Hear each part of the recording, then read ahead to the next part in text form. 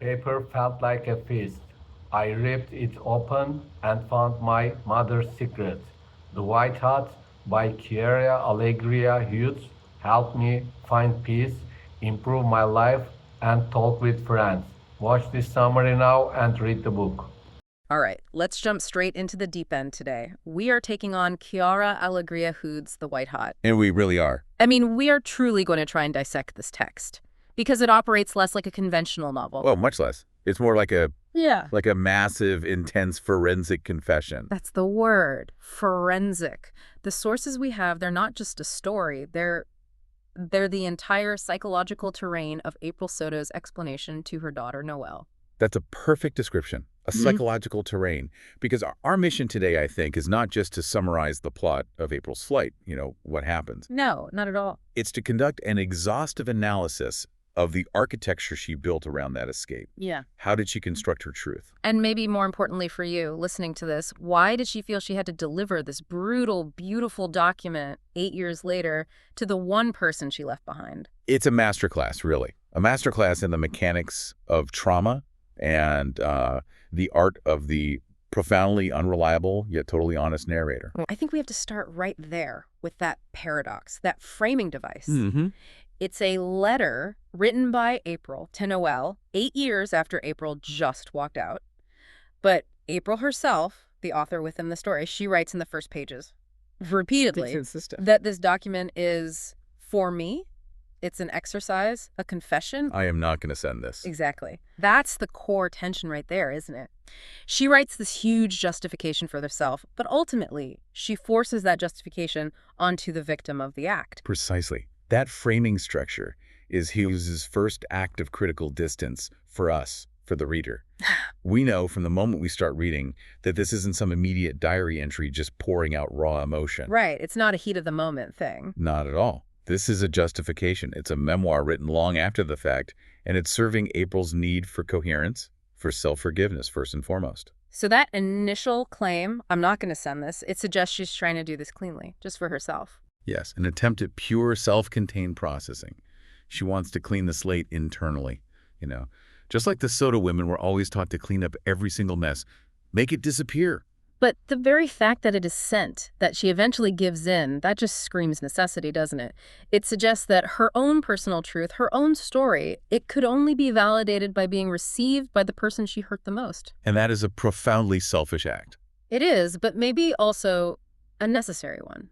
Yeah. A necessary act of this very strange, broken form of motherhood. And we have to dwell on that temporal layer, the time gap.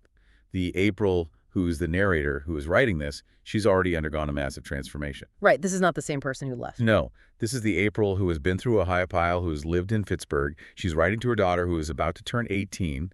The April writing the letter is maybe 34, 35 years old. And she's constantly editing, analyzing, almost providing a literary critique of the 26-year-old April who made that initial flight. So the narrator is essentially grading the homework of her former self. That's a great way to put it, yeah. When she describes her old actions, she filters them through 8 years of this really hard-won wisdom, this detachment, this emotional growth. It makes the whole narrative so incredibly complex because we're reading a story whose plot is already resolved in the narrator's mind. So she's not looking for our sympathy. Not really. She's not asking for guidance. No, she's asserting the necessity of her past choices to validate her present self. And this is the core of the unreliability. It's not that she lies about what happened. No, the facts are probably straight. The version of events we get is just so meticulously curated to achieve her own narrative closure, her own peace. And then the final piece of this structural puzzle is Noel's interaction with the letter itself. It's delivered on her 18th birthday. A hugely symbolic day. But she doesn't wait. She plunges her finger into the corner, rips open the envelope 7 weeks early, and in doing so, she forfeits those last few weeks of childhood before graduation. Adulthood began now. That's what the text tells us, with those loosely stacked pages. It's such a physical, immediate act. And it mirrors the premature end of April's own girlhood, doesn't it? Which was ripped open by her early pregnancy. It suggests this tragic generational inheritance. Both mother and daughter have their lives instantly accelerated and just irrevocably altered by a document. The letter isn't just a story. It's a disruptive physical force. It's a time bomb that detonates on contact. And before Noel even reads a word, she interacts with the physical evidence of her mother's intensity. Yes, the envelope. The envelope itself has feral indentations, grooves that attack the paper, letters like jackhammers.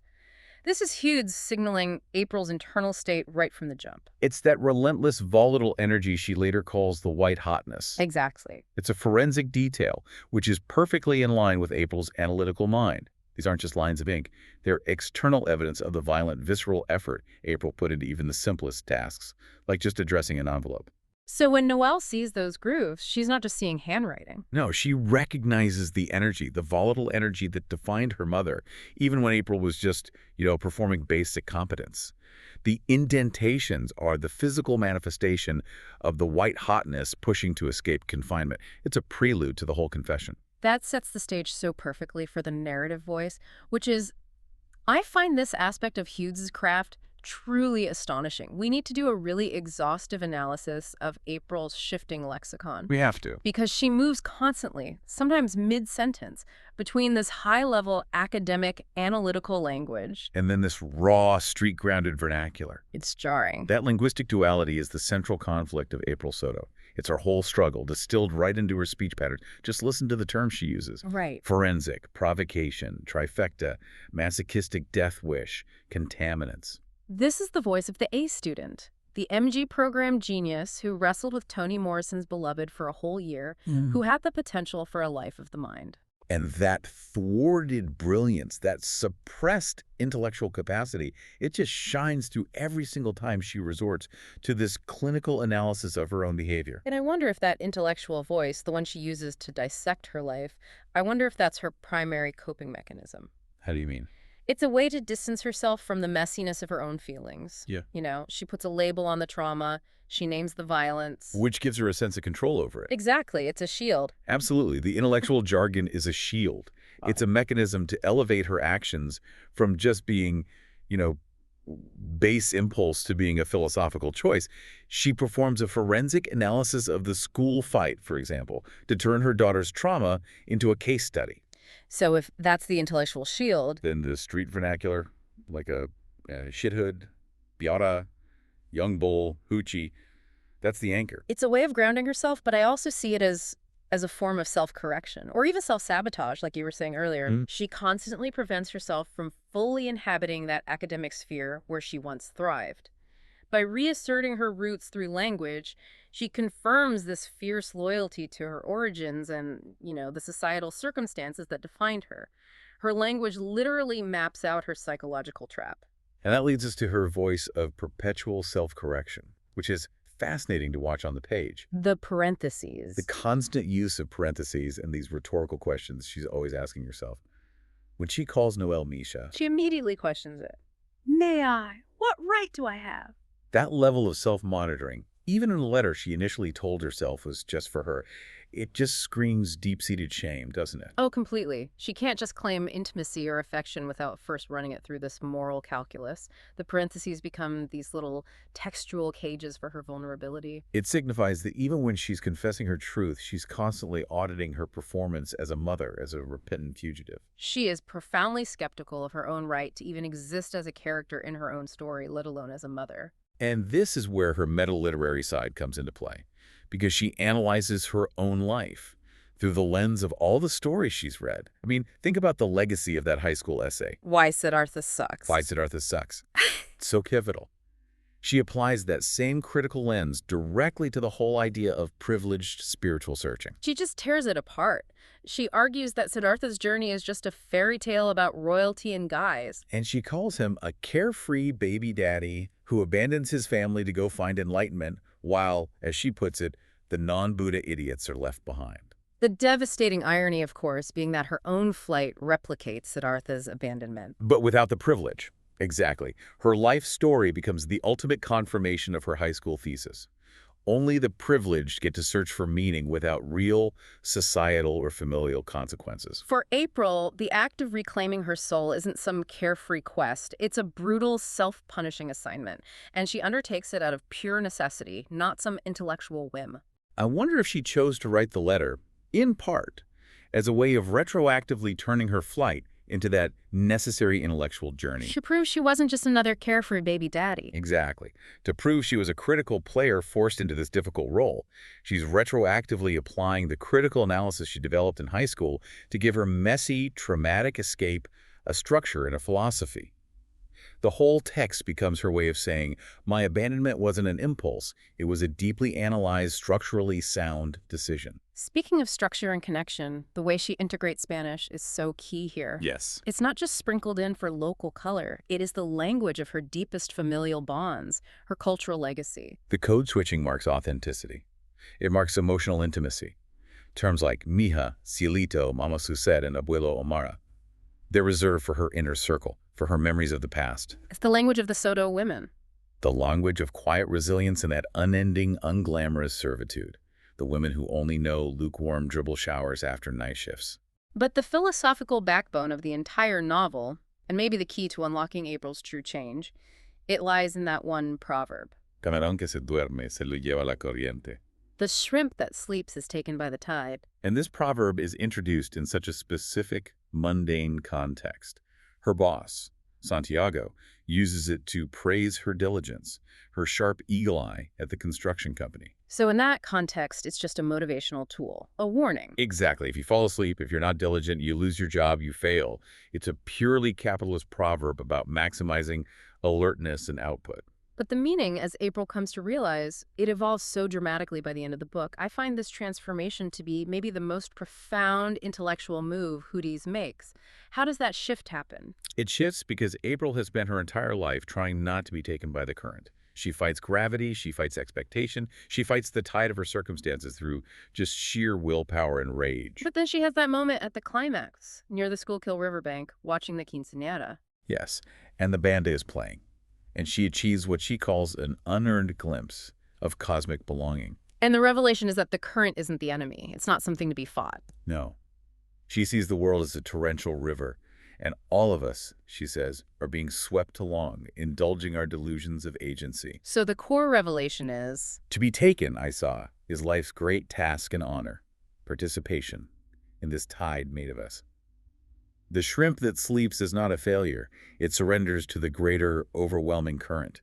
It lets go of the illusion of controlling the vastness of life. It's just astonishing how that single phrase transforms from a warning against being lazy into this profound philosophical validation of surrendering to fate, to the corriente. Her initial life was characterized by this frenetic, almost violent need for control.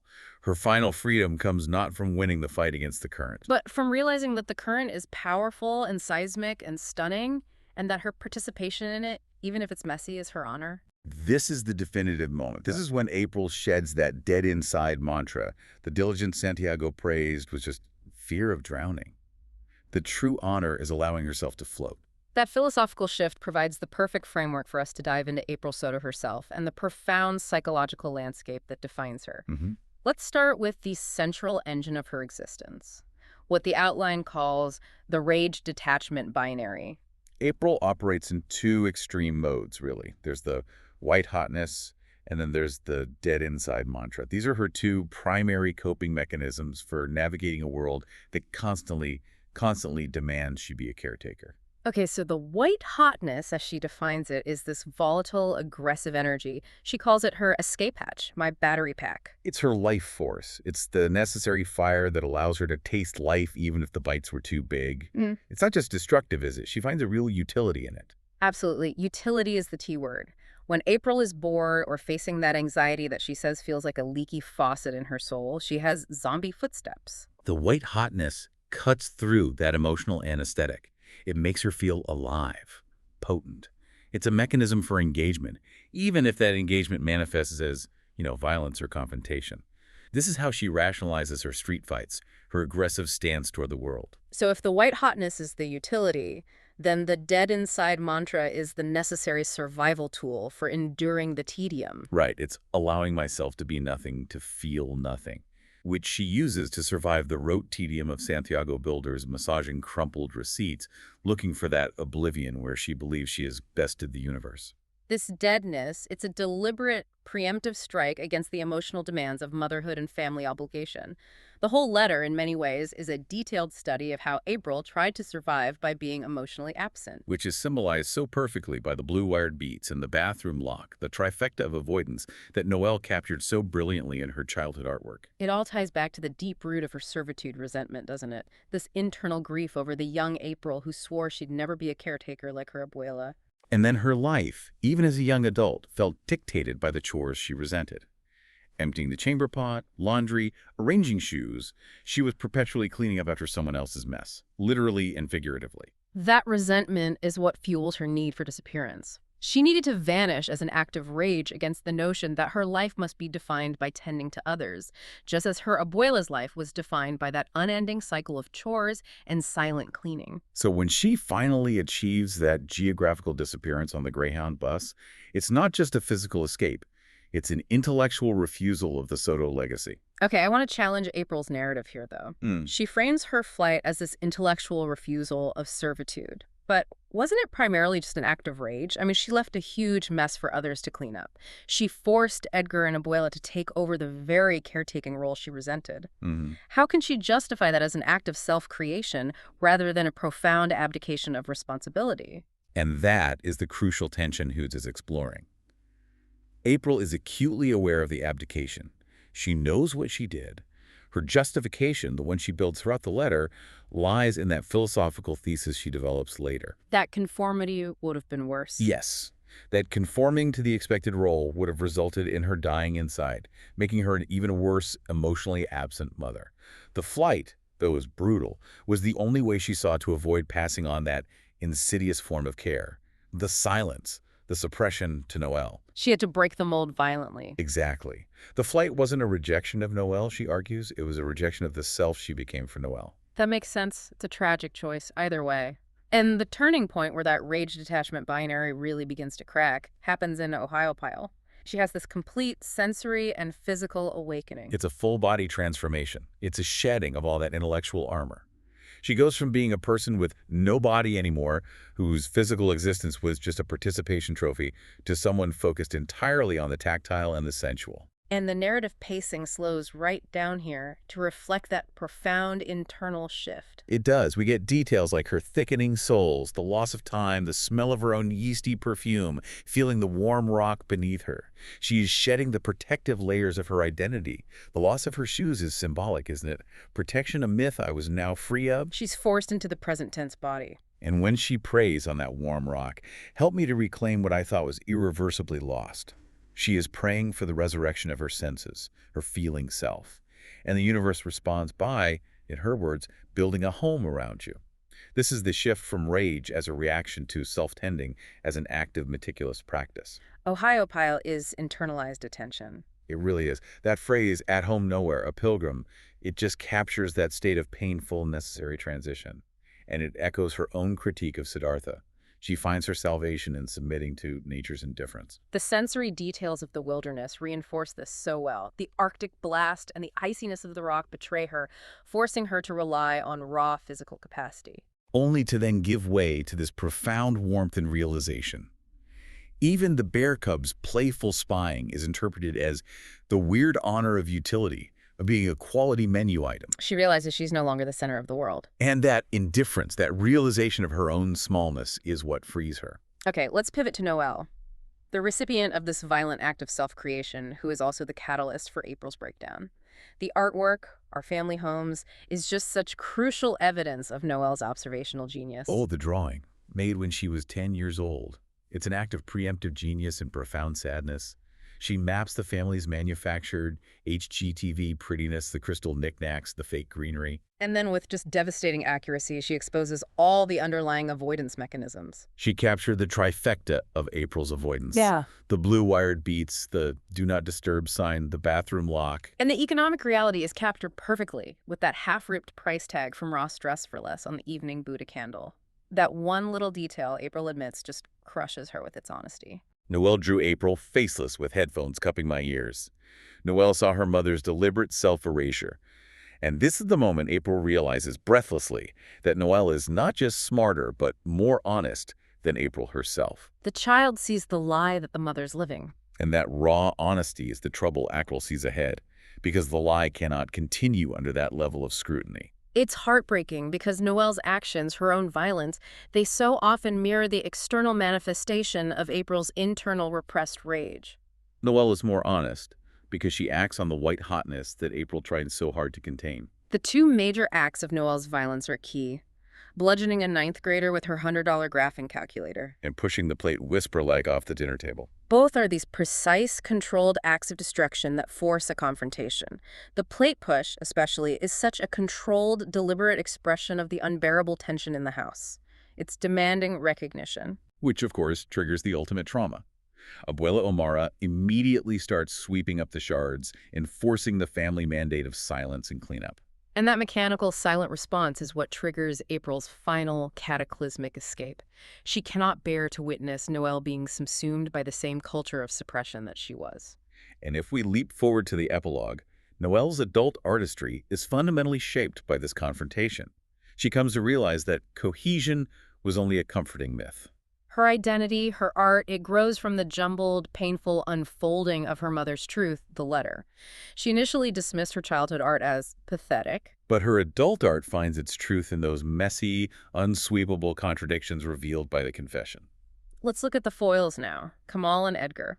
They represent the two contrasting paths April avoided, and this search for a meaning that she couldn't pursue conventionally.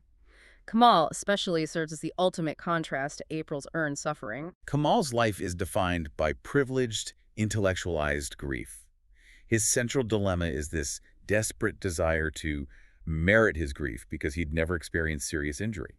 Only a bee sting, a stubbed toe. He comes from a family that believed life was a series of problems to be solved, and happiness was their Shangri-La. His suffering is manufactured by denial, by the absence of real pain. Contrast that with April, whose violence is immediate, reactive, street-earned. Kamal's desire for violence is abstract, intellectual. It's almost a scholarly quest for authenticity. He literally Googles internal injuries, looking for the physical experience of pain he feels he needs to earn the right to mourn his family. And when he asks April to hurt him, it is an act of horrifying entitlement. Horrifying. And yet April recognizes a weird transactional utility in it. She does. She realizes that her violence, which she had spent a lifetime trying to bury, finally has a constructive purpose. She can contribute a coin to his suffering. She gives Kamal a temporary physical anchor that might unlock his stymied intellectualized grief. So, she uses her unique painful currency, her capacity for physical harm, to pay a debt or to facilitate someone else's healing. It's a deeply disturbing yet poignant connection between two damaged people. She gains temporary validation. He gains temporary sensation. And then there's Edgar and Joanna Toro, the picture of conventional victory. The life April felt she actively gifted Edgar by leaving him. Their life, subcontracting plumbing, a joint bank account, accelerating the mortgage, is April's anti-nirvana. It's a conventional success built on trust, partnership, and stability. Which April's trauma prohibited her from ever believing in for herself. The humiliation April feels when she sees their family portrait is massive. It exposes the low expectations she had for herself and for the world. She sees the photo and realizes, your father's disappearance hardly registered, so Kamal's family portrait exposed the low expectations I took as immutable fact. Her self-worth was so deeply damaged that Edgar's abandonment felt like the law of gravity. She just assumed his exit was inevitable because she saw herself as this inherent liability. So seeing his beautiful, conventionally established new family forces April to confront her own low expectations for partnership. And ironically, that gives her the moral currency, the justification, to return and demand her decade. That demand, I want a decade. I think I am owed that much. It is so ruthless, yet completely understandable given her context. It is. Let's shift now to the structure and pacing, which really dictates the rhythm of April's awakening. Her initial flight is pure adrenaline. The Greyhound initiation, yeah. It's defined by her frantic run down south on 7th, merging with the mayhem of the city. She asks for the fastest one. The farthest one. The one-way ticket is the definitive action. It's the realization that this is not a temporary break, but a permanent departure in search of a fleeting thimbleful of solitude. But then, just as you said, the pacing slows dramatically when she gets to Ohio Pyle, reflecting her internal state as she sheds those layers of identity. This is that extended pause we were talking about. Time is measured not in hours, but in sensory perception. We're forced to focus on the thickness of her soles, the sound of the waterfall, the smell of her socks. Her mind grows quiet as her physical struggle intensifies. She's forced to pay attention to gravity and grip, becoming the pilgrim she once dismissed. This internal reckoning finds its perfect counterpart in the music masterclass subplot. This is Hudes using the existing American jazz canon as a kind of structured, accelerated therapy session for April's rage. That's exactly right. April realizes high school did me dirty by keeping her from her American music, the music of complicated rage and transcendence. Jazz becomes her naturalization ceremony. It provides a framework where her volatile energy can be useful, dignified, and even beautiful. And Mingus, Charles Mingus, provides the sonic architecture for her white hotness. He really does. Let's break down the Mingus trilogy she absorbs, because they seem to represent 3 distinct stages of her accepting her rage. First, we have... is the swagger. It's the raucous spirit of North Philly street fights translated into sound. The bass line is described as a cigarette dangling from lips, just full of defiant aggression. It gets April's pulse bugging. So this album's function is validation. Pure validation. Mingus is telling her, your anger is legitimate. It is not something to be ashamed of. And then she moves to blues and roots. This is the transition. It moves from pure swagger to a playfully down and dirty vibe. The music provides a relaxed human space, which is essential because this is the soundtrack playing when she first allows for true intimacy, that initial tentative touch with Kamal. So, validated her anger. And Blues and Roots teaches her that anger and tenderness can coexist in the same space. And then the final critical step is the Black Saint and the Sinner Lady. This is the reckoning. This is the near-maniacal chaos. It's raw, unapologetic. He describes the sound as notes like smashed dinner plates. Which is such a powerful image. It is the sonic representation of the Corel plates shattering back home. But here, the rage is given dignity. It's useful, medicinal. This album provides the ultimate realization. Her rage, the white hotness, has dignity, but it also forces her to confront its sheer, overwhelming power. The music is so intense that it actually brings the white hotness back, and she has to follow the bass line for re-anchoring in the sensual present world. That experience is so visceral, it forces her to confront her own potential for damage and her shame. And that leads her to the central realization about her own limitation. Which is? Mingus had the capacity to transform his venom into art. April, she realizes, only had the capacity for street fights and destruction. And this realization highlights the gap between her internal capacity and the transformative potential she seeks. So that's the catalyst for the final confrontation with Kamal. It's an attempt to use her violence constructively one last time to achieve a utility that Mingus achieved artistically. Exactly. And just before that confrontation, she has the Joni Mitchell and Jimi Hendrix phase, which is equally critical for her vulnerability. Joni Mitchell becomes a sister branch, someone who confesses failure in life and love. It provides April with a literary coven of women who leave their children, which normalizes her choice. And then there's the spiteful choice of Electric Ladyland chosen because of the cover's dour, topless chicks, which initially just confirms her misandry. But the music itself reveals Jimmy's sadness and her own deep vulnerability. And the physical connection between the music and her body is key. Her finger, grown steady with each replay of 1983, is her featherweight touch emerging. It's preparing her for tenderness with Kamal. It's the technical practice of carefulness. She's transferring that new physical delicacy from the needle on the record player to Kamal's body. The music, initially chosen out of spite, becomes the mechanism for teaching her self-care and vulnerability. It's an essential step away from the purely reactive white hotness. Finally, we reach the climax of violence with Kamal under the yellow moon. It's so methodical, almost ritualistic. It's a performance of her former self.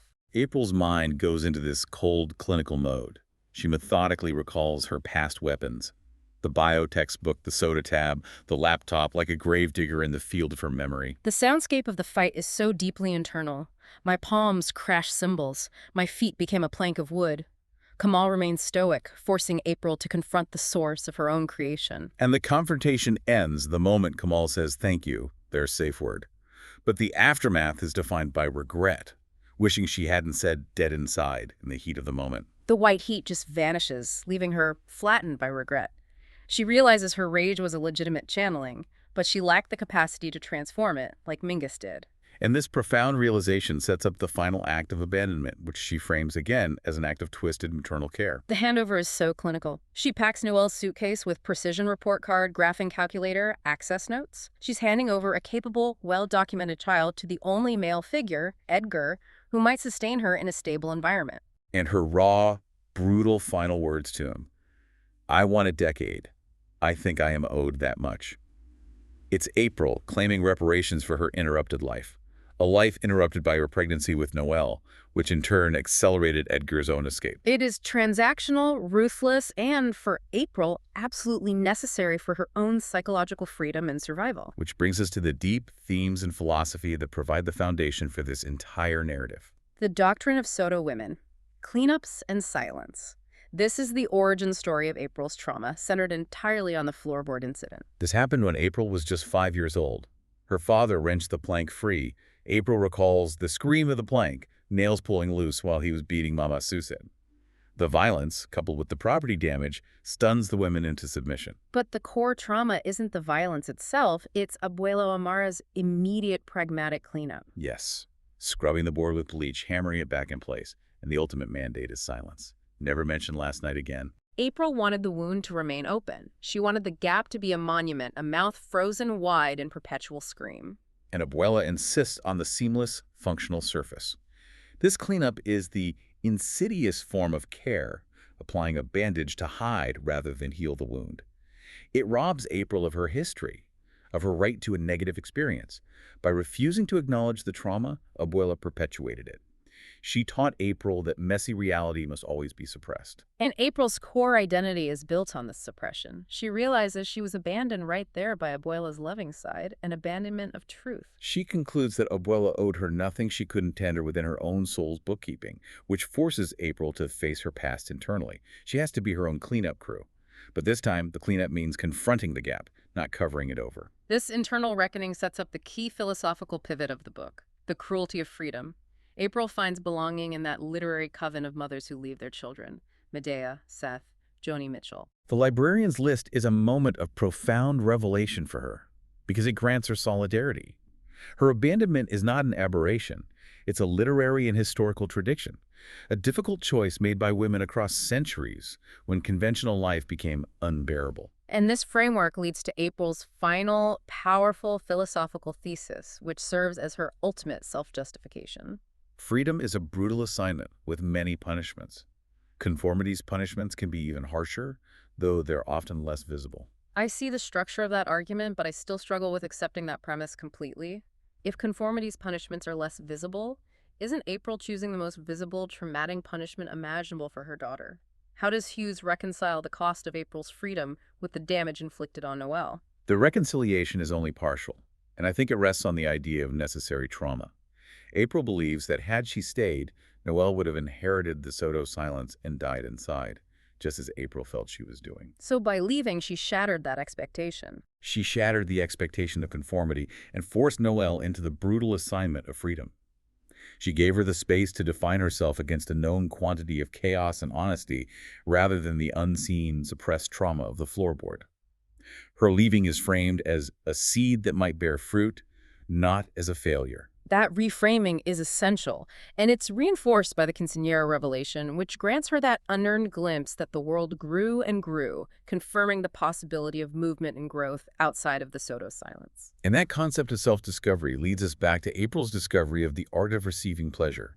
This is the direct, sensual answer to her prayer on the rock in Ohio Pyle. April's honest revelation about her early sexual life is incredibly painful to read, seeking out pregnancy just to make the sex stop. Her body ossified, a participation trophy. She suffered from this profound emotional and physical detachment. With Kamal, she discovers the present tense body. Pleasure is fundamentally redefined. It's more than arousal or orgasm. It is, in her words, the permission we give ourselves to feel how it really feels. It is the moment she finally allows herself to exist in the physical, messy present without judgment or shame. And the name of the spot on Kamal's back, The Art of Receiving Pleasure, is a titular grace note. It's the ultimate synthesis of her intellectual and sensual awakening. Let's move to the world building and setting, which functions as both a mirror and a map for April's internal journey.